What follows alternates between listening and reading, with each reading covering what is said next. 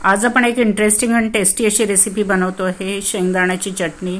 बघू शकता किती सुंदर दिसत आहे, रंग पहा किती छान आलाय चटणीचा आणि एकदम टेस्टी आणि झटपट होणारी ही रेसिपी आहे। ही चटणी तुम्ही थालीपीठासोबत, भाकरीसोबत, पराठ्यासोबत किंवा वरण भातासोबत खाऊ शकता आणि ही जर हवाबंद डब्यामध्ये भरून ठेवली तर ती 7-8 दिवस छान राहते आणि फ्रीज मध्ये ठेवली तर अजून जास्त दिवस टिकते।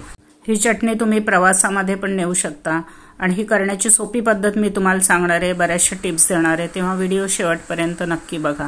माझ्या चॅनलवर खूप साऱ्या रेसिपीज टाकलेल्या आहे, लंच, ब्रेकफास्ट, डिनर आणि स्वीट डिशेस, त्या तुम्ही चॅनलवर जाऊन बघू शकता। चॅनलला सबस्क्राइब करायला विसरू नका। आता आपण सुरू करतोय रेसिपीला। आता आपण शेंगदाण्याची चटणी बनवतोय, त्याच्यासाठी आपण 1 कप शेंगदाणा घेतला आहे। गॅसवर एक कढई ठेवलेली आहे, गॅसची फ्लेम कमी ठेवलेली आहे आणि आपण हा शेंगदाणा 1 कप टाकून घेतलेला आहे। सतत परतवत राहायचं म्हणजे सगळ्या बाजूनी शेंगदाणा व्यवस्थित भाजला जाईल। आता 4 मिनिट आपण परतवून घेतलेला आपला शेंगदाणा बघू शकता किती छान कुरकुरीत झालाय, छान भाजला गेलेला आहे। आपण आता याला प्लेटमध्ये काढून घेतो आहे आणि थंड करून त्याची सालं काढून घेतो आहे। आता गॅसवर आपण एक कढई ठेवलेली आहे, त्याच्यामध्ये 1 टेबलस्पून तेल टाकून घेतलेलं आहे। 1 टीस्पून आपण जिरं टाकलेलं आहे आणि जिरं तडतडायला लागलं तेव्हा आपण आता त्याच्यामध्ये शेंगदाणा जो आपण साली काढून घेतलेला आहे तो सगळा टाकून घेतलेला आहे। गॅसची फ्लेम आपण कमी ठेवलेली आहे आणि कमी गॅसवर हा शेंगदाणा आपण व्यवस्थित परतवून घेतो आहे। 2 ते 3 मिनिट आपण तेलावर त्याला कमी गॅसवर व्यवस्थित परतवून घेतलेला आहे।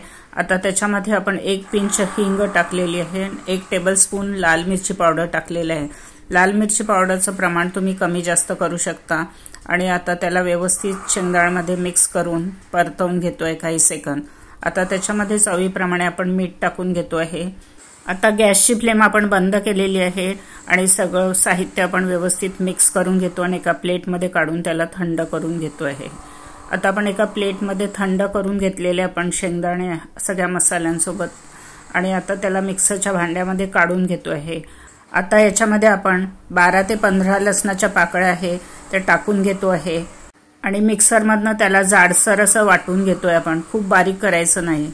बघू शकता आपण चटणी कशा पद्धतीने वाटून घेतलेली आहे। थोडे शेंगदाणे जाडसर आहे, थोडंसं पावडर झालेलं आहे, अशा पद्धतीने आपण ही शेंगदाण्याची चटणी वाटून घेतलेली आहे आणि एकदम टेस्टी अशी शेंगदाण्याची चटणी आपली तयार झालेली आहे। आपण याचं आता प्लेटिंग करून घेतोय। शेंगदाण्याच्या चटणीचं आपण प्लेटिंग करून घेतलेलं आहे। एकदम टेस्टी आणि झटपट होणारी ही रेसिपी आहे। बघू शकता चटणीचा रंग किती सुंदर आलाय। हे तुम्ही वरण भातासोबत खाऊ शकता, भाकरी, पराठे कशाही सोबत खाऊ शकता। हे तुम्ही प्रवासात नेऊ शकता। एअरटाईट डब्यामध्ये भरून ठेवली तर ती 8-10 दिवस बाहेर पण छान राहते आणि जर फ्रीजमध्ये ठेवली तर जास्त दिवस टिकते। ही शेंगदाण्याची चटणी तुम्ही नक्की घरी करून बघा आणि तुम्हाला ही रेसिपी कशी वाटली ते कळवायला विसरू नका। माझ्या चॅनलला सबस्क्राइब करा, बेल आयकॉन दाबा, लाईक करा आणि जास्तीत जास्त शेअर करा। पुन्हा भेटूया नवीन रेसिपीसोबत, इंटरेस्टिंग रेसिपीसोबत। धन्यवाद।